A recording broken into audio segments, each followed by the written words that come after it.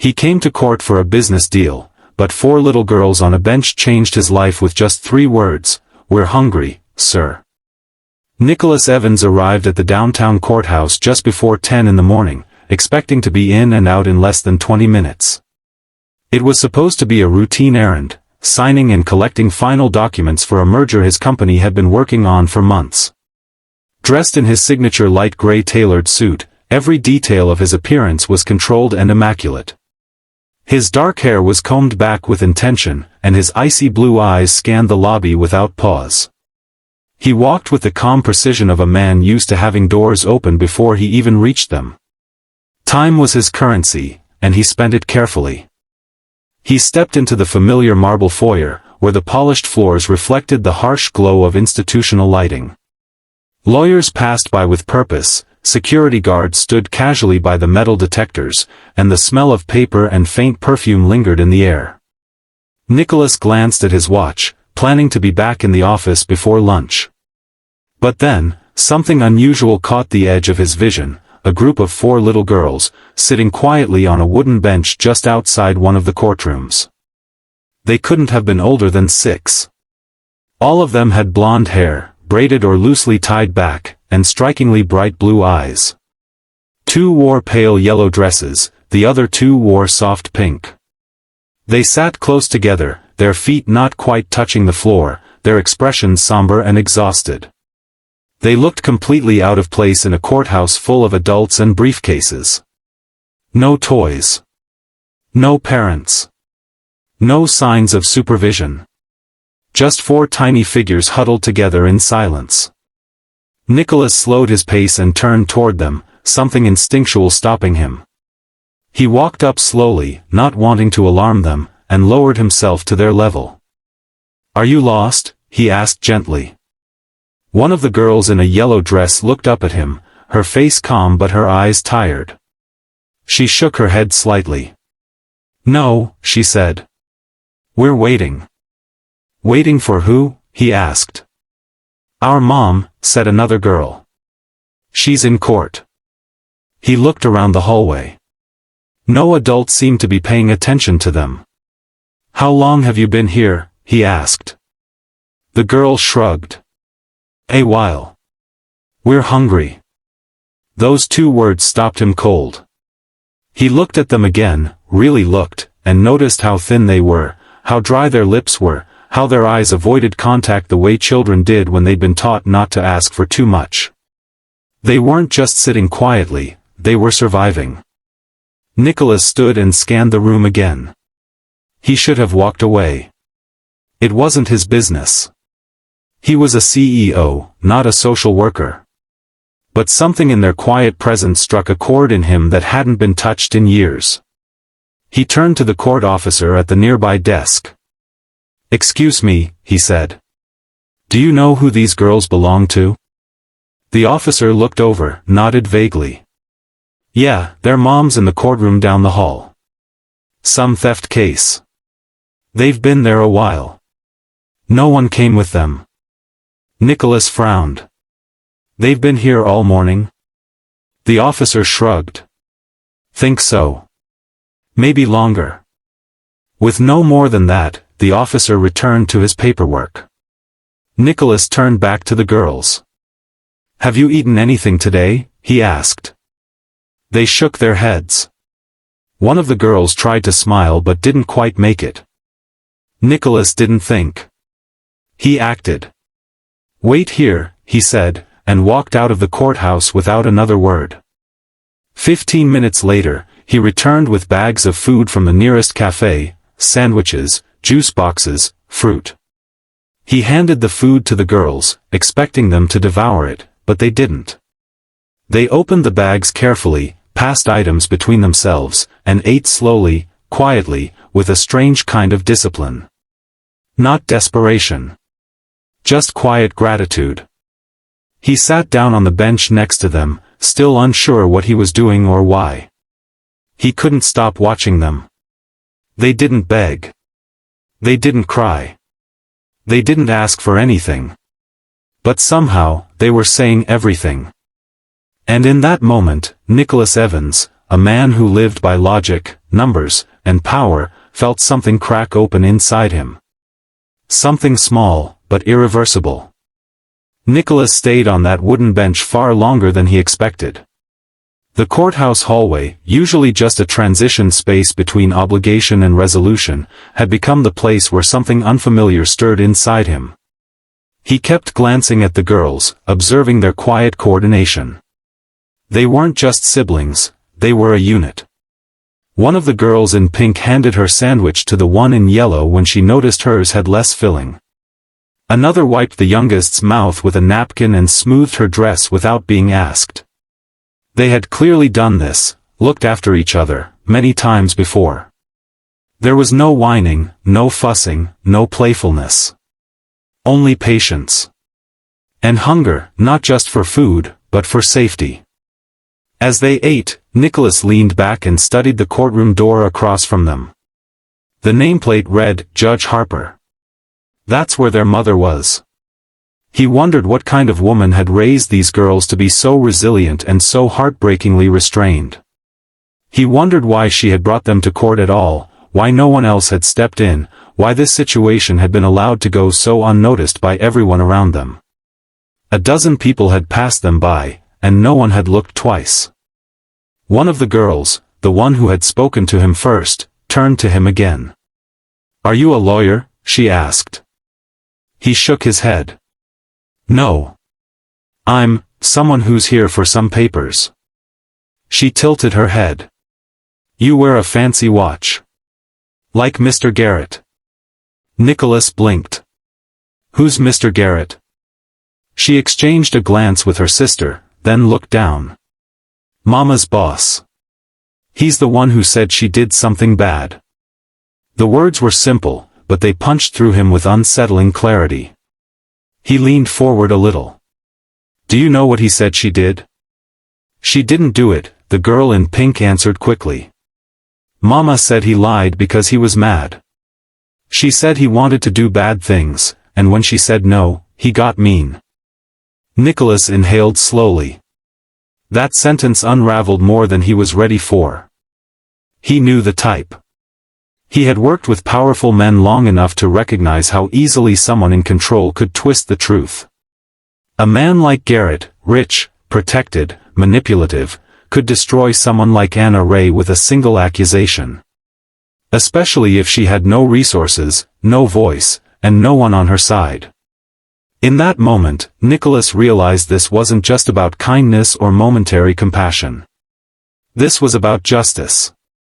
About seeing something broken and knowing he had the tools to fix it. He felt that old business instinct, the drive to investigate, to uncover, to outmaneuver, but for once, it wasn't about profit. It was about doing what no one else was willing to. A courtroom clerk passed by, and Nicholas stopped him. "The case being held in Judge Harper's room, Anna Ray. Do you have the docket or a summary?" The clerk hesitated. "Are you involved in the case?" "I might be," Nicholas said calmly, flashing the kind of authoritative smile that usually opened doors. "I know her employer. I want to make sure the truth is heard." The clerk, recognizing his name from several high-profile court donations, returned a few minutes later with a printed summary.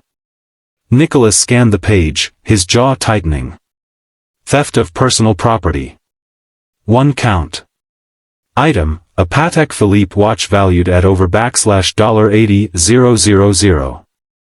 The employer listed, Garrett D. Brown, senior partner at a mid-tier but well-connected law firm. Nicholas knew that name. Brown had been on the periphery of some questionable dealings in the past but had always stayed just clean enough to avoid fallout. He was the type of man who played golf with judges and thought HR complaints were merely female mood swings. The courtroom doors opened at last, and a small group of people exited. Among them was a thin, pale woman with worn features and a sharp, observant gaze. Her brown hair was pulled into a loose bun, her dress clean but clearly second-hand. She clutched a stack of folders to her chest, and her eyes went straight to the bench.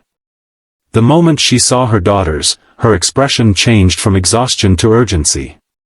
She hurried over. "Girls," she said in a strained voice. "I'm so sorry. I didn't know it would take this long. Did anyone?" "They ate," said the oldest. "He brought food." The woman looked up at Nicholas, confused. "You did?" He stood, offering a small nod.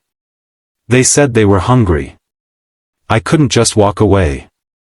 The woman's mouth tightened, like she wasn't used to accepting kindness. "Thank you," she said. "You didn't have to do that." "No," he said quietly. "But someone should have."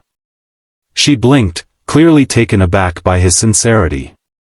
"I'm Anna," she said after a pause. "Anna Ray." "Nicholas Evans," he replied.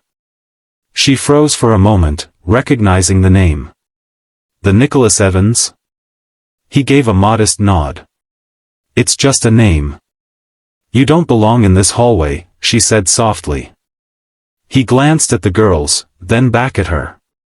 "Maybe today I do." Anna bit her lip, her arms tightening around the folders. Nicholas could see how hard she was trying not to show weakness, how she carried every ounce of fear and pride like armor. But the cracks were visible: fatigue, injustice, hopelessness. She didn't ask for help. She didn't plead. And that moved him more than if she had broken down right in front of him. "I read the summary," he said carefully. "If there's anything I can do. I know lawyers. Good ones." She shook her head quickly. "No, I can't afford." "I didn't ask for payment," he interrupted. "I asked if I could help." There was silence between them. The girls watched, wide-eyed, unsure what this meant.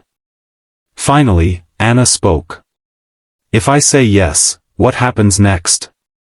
Nicholas glanced again at her daughters, 4 girls who deserved more than a bench and fear and cold silence. He looked back at Anna. "Then we fight," he said. "And this time, you won't be doing it alone." The next morning, Nicholas arrived at his office earlier than usual, but his mind wasn't on mergers or meetings.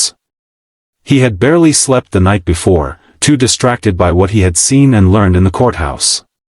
Every time he closed his eyes, he pictured the girls sitting quietly on that bench, too polite to complain, too used to waiting. He kept thinking about Anna, how she had looked at him like she couldn't afford to hope, and how carefully she held herself together in front of her children. Something about her story unsettled him more deeply than he expected. Not just because of the injustice, but because of how easily it could have gone unnoticed. He had walked into that building with every intention of leaving unchanged. Instead, he walked out with a responsibility he hadn't planned for. As soon as his assistant, Grace, stepped into his office, he called her over. "I need you to find everything you can on a man named Garrett D. Brown. He's a senior partner at Kelmore and Bell." Grace, ever efficient and unflappable, gave him a curious glance. "You're not suing him, are you?" "Not yet," he said, dead serious. "But I want to know what kind of man he is before I decide how far I'm going." By mid-afternoon, he had a thick file on his desk. Garrett Brown, as expected, had a spotless public record. Respected in the legal community, no formal complaints on file, multiple charitable donations, and an active member of a high-end golf club. But as Nicholas dug deeper, reading between the lines, looking through employee turnover reports and anonymous online reviews, he began to see the pattern. Several women had quietly left the firm over the years, their exits all abrupt and unexplained. None had ever spoken publicly, but there were whispers. Off-the-record comments on legal forums. Subtle red flags that never made it to HR documentation. Nicholas had seen it before. A man who used power as protection. A man who understood the system well enough to abuse it without leaving fingerprints. He called his legal counsel, but not the ones who handled corporate litigation. Instead, he reached out to an old contact, Michael Sloan, a former prosecutor turned defense attorney, now working primarily in civil rights and wrongful accusations. They hadn't spoken in over a year, but when Nicholas described the situation, Michael agreed to meet with Anna the very next day. When Nicholas called Anna to let her know, she hesitated. Her voice was wary. "I don't want to owe you anything." "You won't," he said firmly. "This isn't charity. It's justice." There was a pause on the line. Then, quietly, she said, "Okay. I'll come." The meeting was arranged in a neutral, private office space Nicholas kept for personal matters. When Anna arrived, she looked overwhelmed but composed. She had borrowed a nicer blouse, and her hair was neater, but the strain was still visible in her face. Her daughters were with a trusted neighbor for a few hours, something she rarely allowed, but she knew this meeting mattered. Michael greeted her with quiet respect, not condescension. He listened carefully as Anna explained everything. She told him about the weeks leading up to the accusation, how Garrett had started lingering too long after hours, how his compliments turned into invitations, how she had rejected him politely but clearly. And then, how the mood shifted. How he suddenly claimed his luxury watch was missing and reported her without warning. Michael took notes but also listened like a human being. When she finished, she looked down and said, "There's no proof. It's just my word." Nicholas, who had remained silent until then, spoke up. "There's more than your word. There's a pattern. And I don't think you're the first." Anna looked up, startled. "You found others?" "Possibly. Nothing confirmed yet, but we're working on it." Michael nodded. "This is more common than people realize."